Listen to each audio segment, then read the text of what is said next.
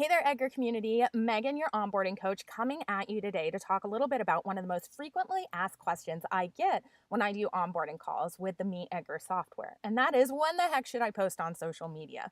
So, when you're setting up your schedule, I want you first and foremost to remember everyone's community is different. Social media scheduling is something that is very individualized. So, utilizing things like your Facebook insights and your Twitter analytics is going to give you the best advice on when to schedule. So, for example, here at MeetEdgar, we know that we work in a B2B space. We're a SaaS company, and our clients are online a lot during the workday because they're social media managers, they're entrepreneurs, all of these really great spaces where people are researching and on Facebook during the day.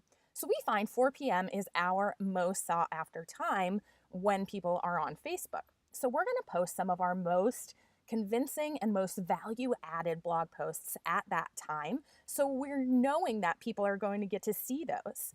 So, one of the things that you can do is go into your own Facebook analytics, look at that graph, see what times a day your audience is online. Because when you think about it, it really is community specific. Someone who might be writing towards parents on parenting advice, those people might have time to hop in at night after the kids are asleep.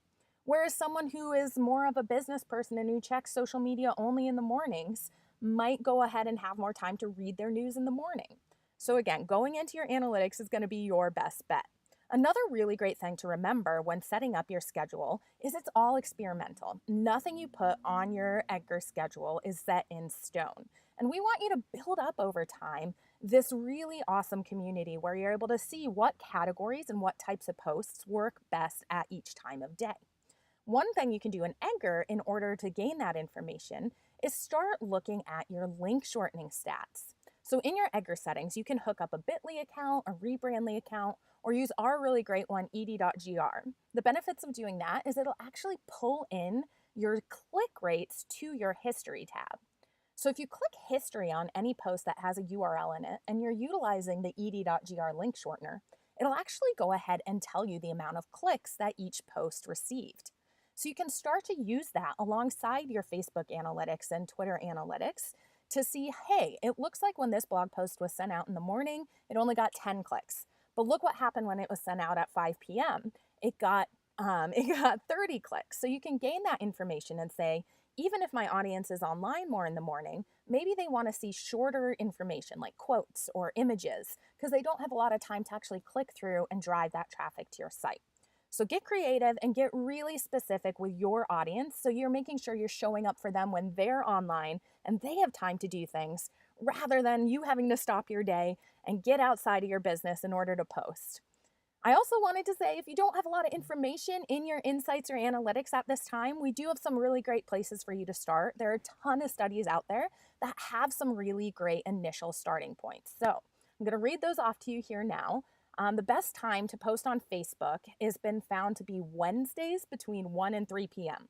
So that could be a really great place for you to start out doing things that you know drive traffic to your site or convince people to see the value in the message you're getting out there. The best times to post on Twitter, it's between 12 p.m. and 3 p.m. So people on Twitter are checking it during the day, it seems. And Twitter is a really timely network. So you want to make sure you're showing up in people's feeds when they are on there. The best times to post on Instagram, that's going to be Mondays and Thursdays. No specific time overall, but those days seem to be the most sought after times there. And time-wise, it's probably going to be between 8 a.m. to 9 a.m. studies show, and then 2 p.m. to 5 p.m. And the best times to post on LinkedIn is going to be Wednesdays between 3 p.m. and 5 p.m. So I suggest if you don't have that kind of information in your analytics at this time, start out with those times. Rotate the different types of categories that you're posting at different times of day so your community can see the robust amount of content that you're providing to them and get your entire view of who your company is and who you are. Because remember, again, people know, like, and trust people on Facebook, on Twitter, on LinkedIn. It's a place you want to start building community and really offering value to your community. No one just wants to see anything that's just a channel that's broadcasting out there without conversation. So start doing your most visited web pages at the times of day you find your audiences online, as well as asking questions to get that meaningful engagement on your posts.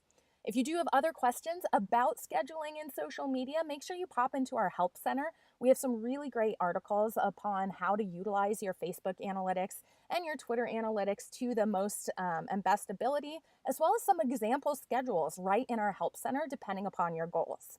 So take a peek there. Email support@meetedgar.com if you do have any questions. And as usual, we're so excited to see your success on social media. Happy posting, guys.